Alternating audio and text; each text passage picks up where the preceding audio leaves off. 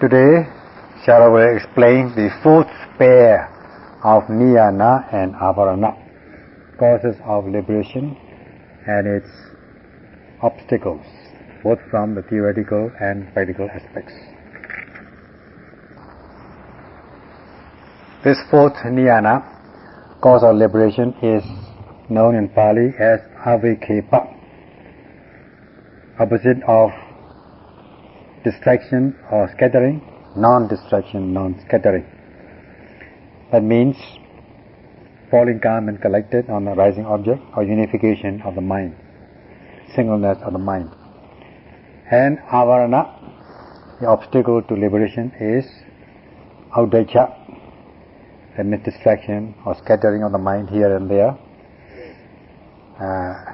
like the particles or substances being scattered about here and there, without any control, without any unification, without any singleness. So this is Audacha.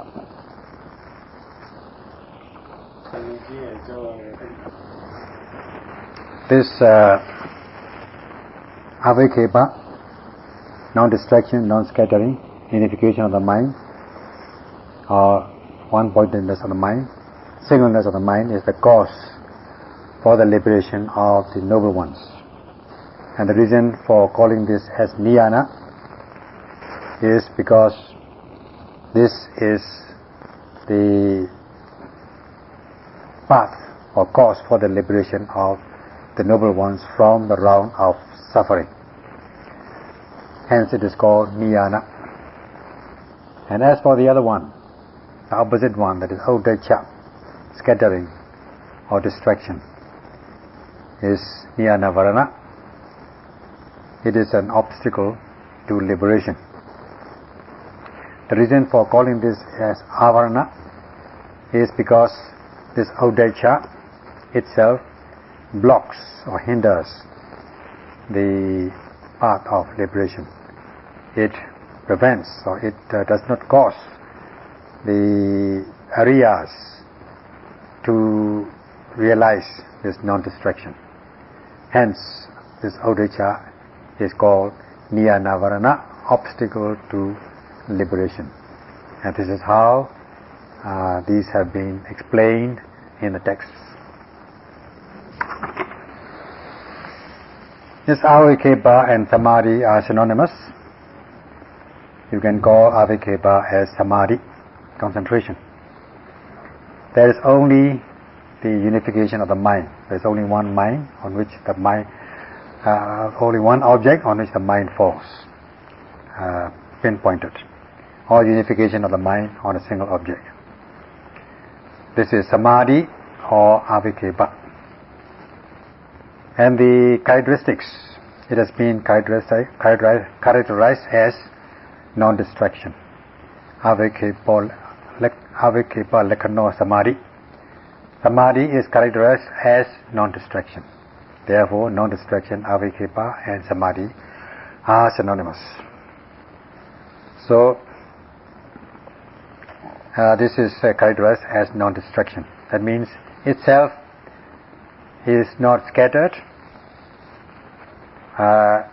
nor will cause the associated states to scatter, and it will consolidate the associated mental states to unify on a single object.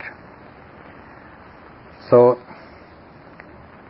just like when you are moistening the flour, wheat or rice flour with water, these particles of flour will stick to one another as a result of water, with the quality of water. So also, in this way, the particles will not spread out, will not fly apart. So also, this concentration tends to unify itself and also the associated mental states on a single object. Therefore, itself is concentrated, and it causes other mental states to consolidate all these associated mental states to fall calm and collected on the object of observation, assembled place, like being assembled to a place of assembly. So also the samadhi and its associated mental states are assembled, consolidated in one place. And this is how it is manifested in the yogi's mind. In this way, this mind state, which has these qualities or properties, namely the natural characteristics, the function and manifestation, is avekepa or samadhi. Sometimes it is known as ekagata, singleness of the object, because there is only one object, not many objects at the same time. Therefore it is also called ekagata.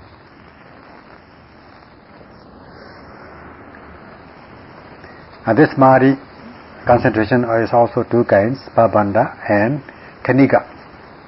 As for the first one, it is singleness of concentration on the single object, unification on the single object, as though the object and the mind are one and the same, flowing like a current of water, a current. Suppose we are practicing samatha jhana or mundane concentration, a tranquility practice. We take Patavi as object, earth, Kasina as an object, and saying or labeling earth, earth, Patavi, Patavi. And one is only paying attention to one object only, focusing on one object, namely the earth, Kasina. And in this way, one's noting mind is concentrated, unified on this single object, namely earth object. This is the practice of mundane tranquility meditation, samatha jhana. And the practice of samatha jhana, one establishes this pavana samadhi. Here we are practicing vipassana. So we are concerned with khanika samadhi, that is the second kind of samadhi concentration, momentary concentration. Momentary concentration is the concentration which arises on the object, continuously arising object or psychophysical phenomena as they arise, one after one, momentarily, as they arise momentarily. And this is khanika samadhi, momentary concentration. Therefore we are concerned with khanika samadhi, the second type of concentration, momentary concentration, we are concerned with this in this practice of vipassana.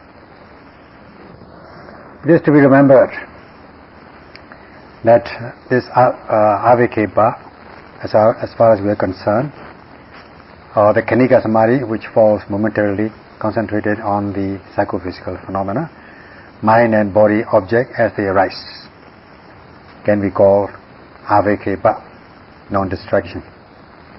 And to put it down to practice, when the yogis are practicing sitting meditation, noting the rising falling of the abdomen,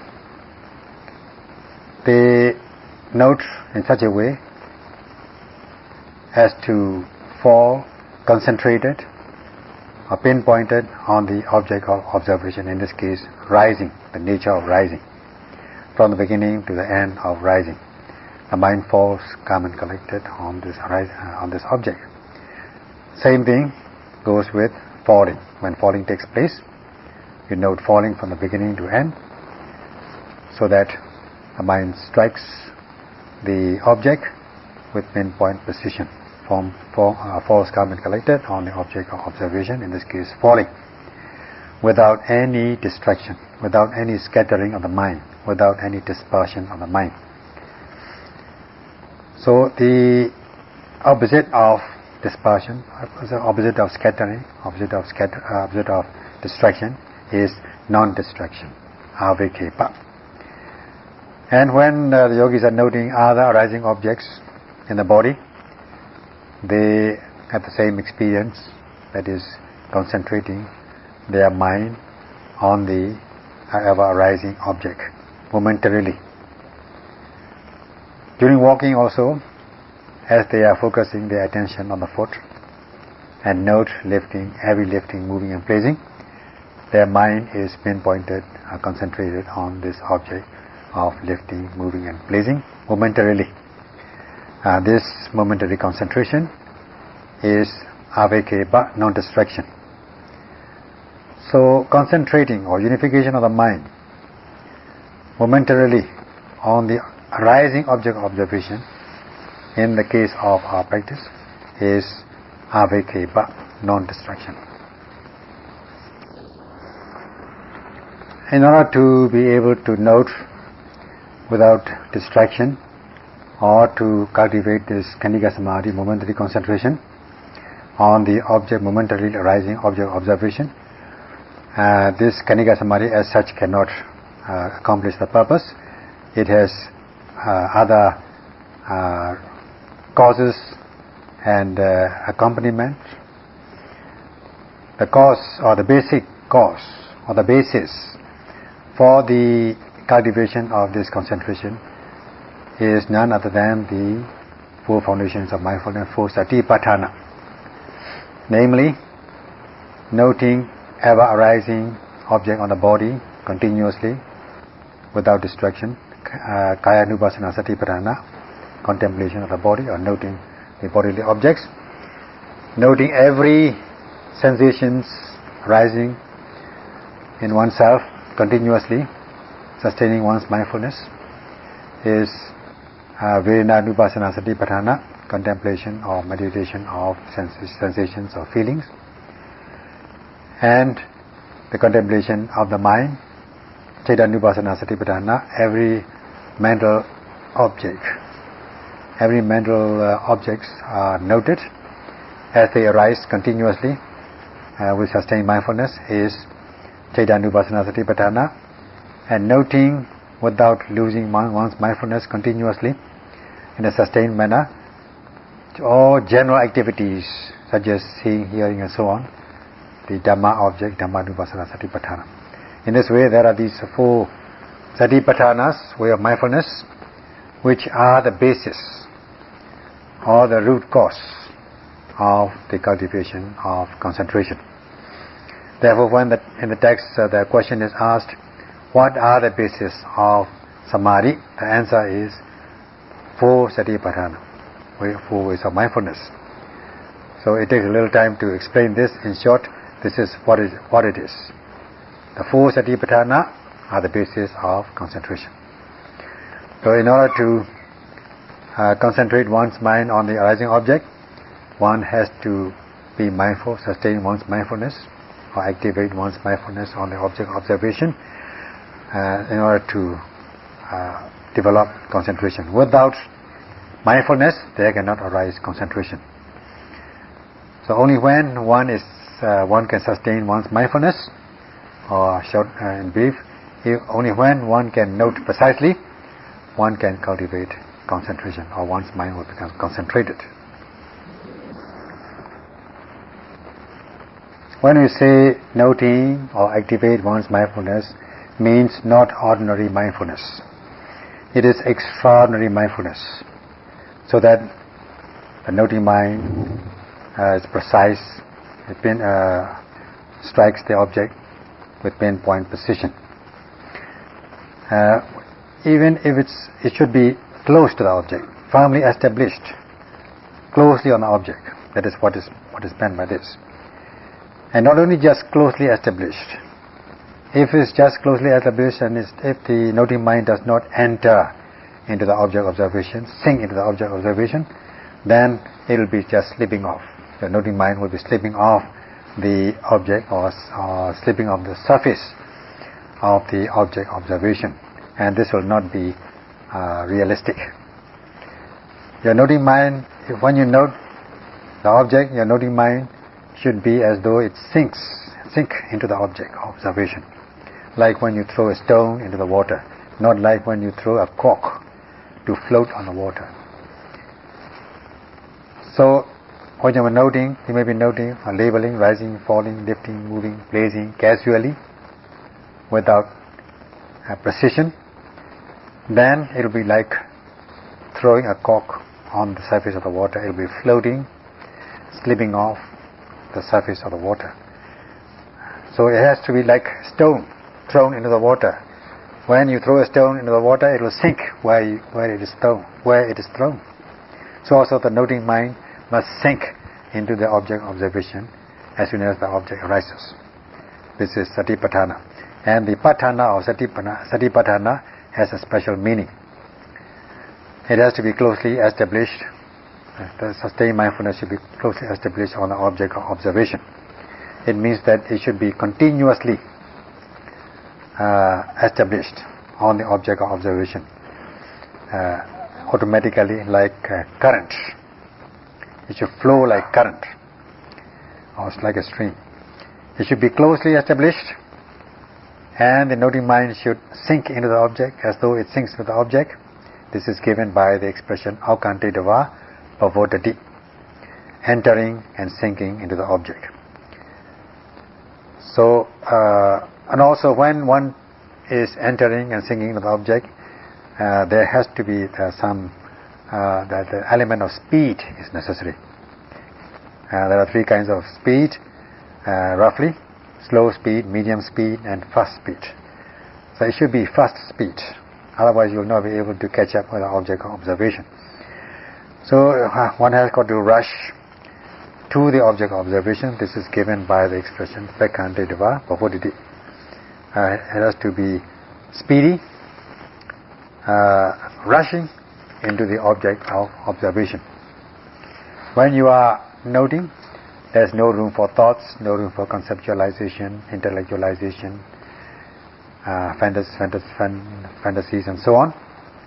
Otherwise you lose momentum, you lose force. So there's no room for thoughts when you are rushing your noting mind towards the object of observation. This is given by this expression Pekkante Dava Pavoditi.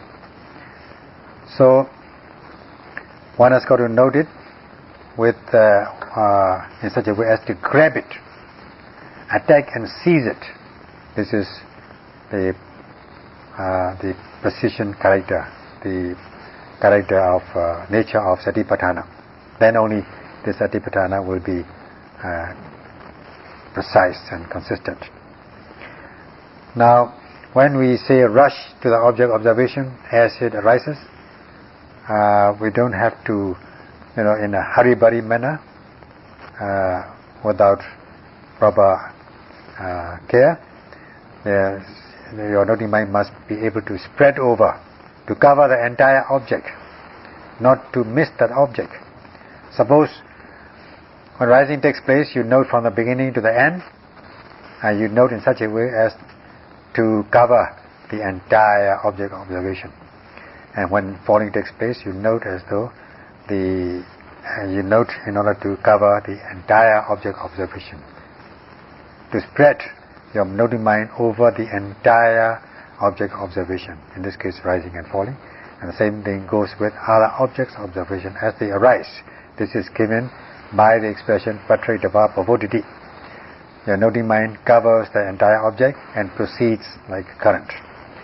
And this is how one has got to apply these qualities of Satipatthana, namely, it has to be closely established, it has to sink and enter into the object as though it sinks into the object of observation, and established and sustained in this way. And one must rush to the object of observation as it arises, and to cover the entire object of observation in a sustained manner. All these things lead to the Satipatthana, the real Satipatthana practice, sustaining extraordinary and not ordinary mindfulness. Therefore, such kind of Satipatthana becomes the basis of concentration. As much as you note, your noting mind will fall calm and collected on the arising object of observation momentarily. This is Khanika Samadhi, momentary concentration.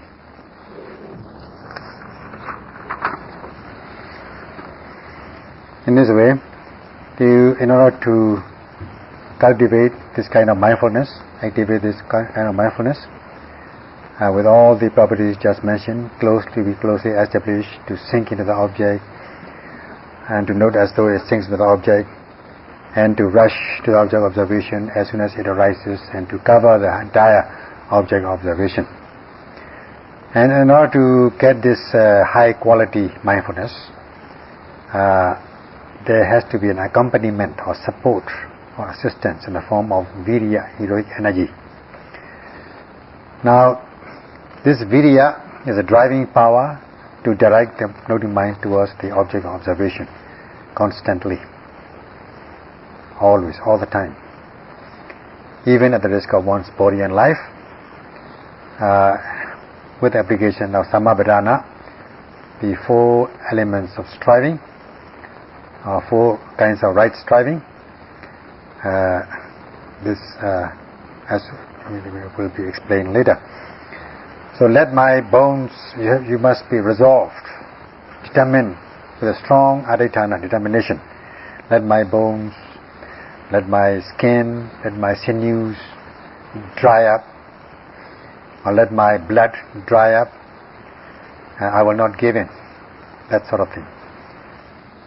Even if I am left with just bones and sinews, without anything, let my blood dry up, or skin dry up, I will not give in. So the yogi should have this kind of resolution, even at the risk of one's life. So this with the application of the four right kinds of striving, namely, not to let the unwholesome, unprofitable states to arise, and if unprofitable states have already risen, one should note and overcome them. And as about profitable deeds, to allow the profitable deeds to arise, and if the profitable deeds have already arisen, to develop it further, to strengthen this further. So in this way, one should be fulfilled with these four right kinds of striving. So this four Sammappadhana, or Lona Variya, heroic energy, becomes this is the accompaniment or support of samadhi, concentration. In the text is given this example. Suppose there is something, up on the shelf, high up on the shelf, and one cannot reach it. So somebody will bend, and then another person will stand on his head or shoulder. And if one is doing that, if two persons are like that, there may be shaking, wavering here and there. Will not be able to balance their posture because somebody is standing on another person. So in this way, when one is shaking like this, not being able to balance, one will not be able to reach that object or substance which is high up on the shelf. So another person has got to give a support, assist, so that they won't fall off. So this virya also is like that. This is the example which is given. If the third person can give assistance, then the two persons already there will be able to stand still and reach the object successfully. So this is how the example has been given in the text. Therefore, with the concentration, in order to realize concentration, sati is necessary as a basic or as the cause, as a root cause of concentration. And virya is also necessary as an accompaniment or assistance, just like the person who is trying to, stabilize these two people in order to reach the object. Therefore, if one is able to assist, one is the basic cause with sati and assistance with virya, one will able to concentrate avekhepa or samadhi in a precise manner. When one is concentrating one's mind on the object of observation, in this case Khanika Samadhi, momentary concentration, not to distract or not to scatter one's mind, we can take that viriya and sati, heroic energy and mindfulness, are automatically involved in the accomplishment of this concentration. Therefore, as according to Avikhepa, the mind, in order to concentrate one's mind, one needs these two mental powers, mental forces. Correlating these viriya, sati, samadhi and applying them repeatedly, developing, is samadhi bhavana or avikhepa.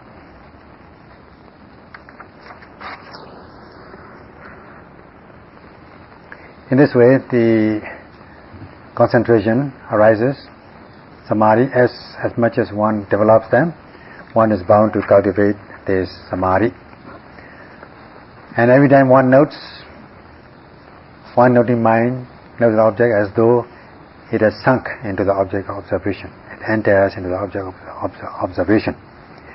And as though the noting mind and the object are one and the same, and proceeding like a current.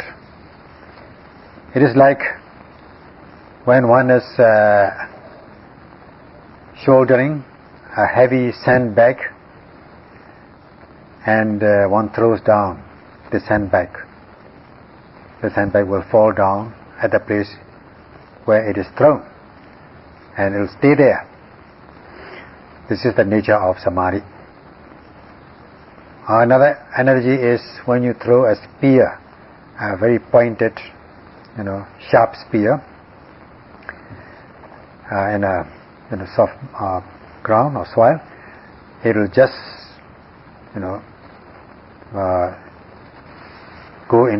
sink into the soil and into the ground, and it will stay there without moving. It will sink into the ground without moving, without movement, and without distractions. And also another analogy is you throw something which is very sticky on the wall. It will stick there and not move. So this way, as one notes the mind and body object, although the psychophysical objects are changing, although you are noting a variety of these mind-body objects, the concentration is one-pointed. Momentary concentration arises, Khanika Samadhi, in a pinpointed manner. This is Avikhepa or Avikhepa Samadhi. In this way, one has got to establish this strong momentary concentration, Khanika Samadhi, in order to be able to cultivate knowledge, beginning with the realities of mind and body, the discernment of mind and body, and embarking on a progressive series of insight until one reaches the maturity of the practice to realize the path and fruition knowledge of the Noble Ones. And hence, this Khanika Samadhi, or Avikhepa Samadhi, is a cause for the liberation of the Noble Ones. Hence, every time one notes, and every time one's mind is concentrated, every time one establishes Khanika Samadhi, this becomes the cause for the liberation of the Noble Ones, Niyana. Therefore, Khanika Samadhi is to be depended upon. One has got to rely on this momentary concentration to arise every second of the practice with the assistance with the correlation of these two other mental factors, namely Viriya and Sati, as the basic cause and accompaniment. And it is necessary to correlate these mental powers. One is noting an object of observation, the mind tends to fly off, wander off, and it is about to go away. And in this way, the object and noting mind are not sticking to each other. The noting mind is not properly firmly established on object observation. There is some kind of distraction, There's no one-pointedness, no concentration, no unification of the mind. Or the noting mind and object are not sticking to each other. It is somewhat removed from each other. This is Uddhacca, restlessness or distraction.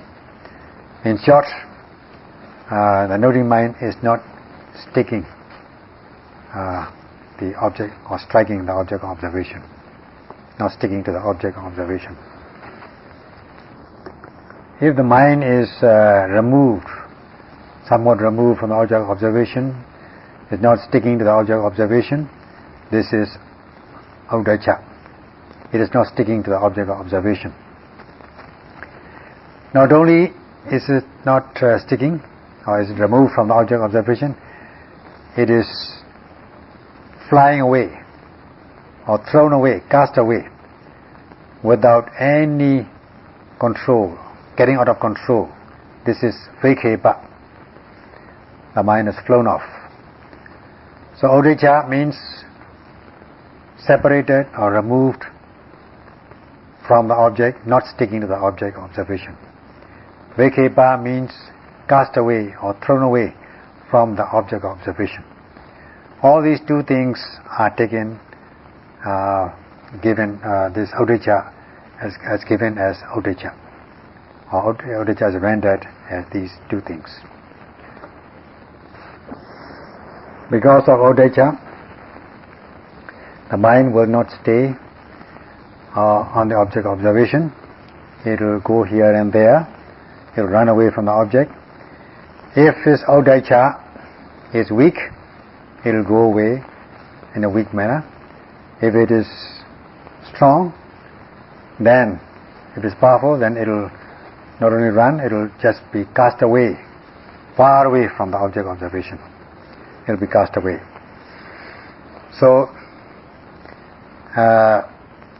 regarding the practice also, in the course of practice also, one's mind may get distracted, like the children who are not properly controlled or managed by the parents, by the guardians, and they become delinquent because they associate with other bad children.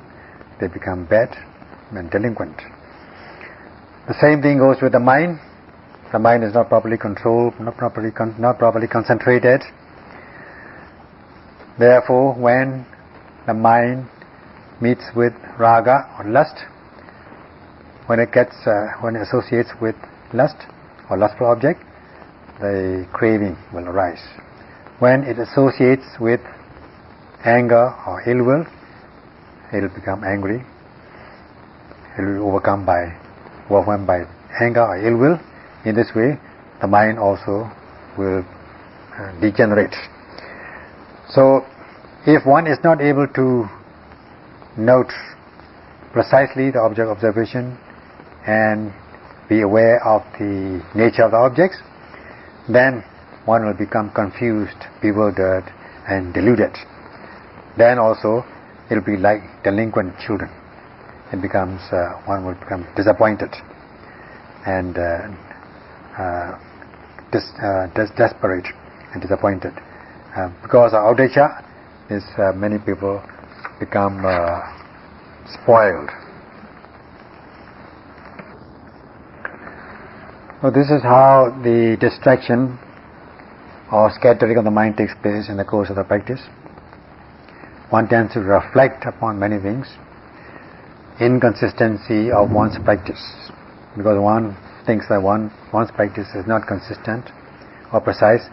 One is worried and one reflects on this. One thinks that one's noting mind is slipping off, one is not noting properly, then also one will maybe reflecting on this. And one's mind may be that may be wandering of the mind, and you reflect upon this, and also this is another kind of distraction.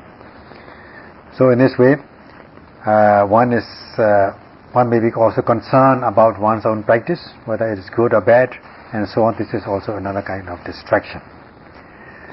So during distraction, or during reflection or thinking, vipassana samadhi cannot arise. Even if arises, the already arisen samadhi also will become weak, because as a result of the distraction, and the mind will not fall calm and collected on the object of observation. There will be no unification of the mind at this moment. If samadhi has already arisen, if odicca sets in, distraction sets in, then this samadhi will lose momentum. And because one is not unifying one's mind on the object of observation, samadhi will not arise. Only when samadhi arises, the knowledge will blossom. If there is no samadhi, there cannot be any insight. Insight cannot arise. Therefore, odicca becomes a stumbling block to the cause for liberation. Hence, it is known as niyana-varana, obstacle to liberation. So, whenever odicca arises, one has got to note and overcome. And also, one should get the assistance of these two mental forces, correlate these two mental forces, namely viriya and sati, in order to cultivate one's concentration. Then odicca will disappear, or there will not arise any distraction. And if one does not believe in this concept that the with only viriya sati samadhi can one be able to cultivate knowledge, such people will not be able to succeed in their practice. However long they may practice 1 month, 2 months, there cannot arise any samadhi.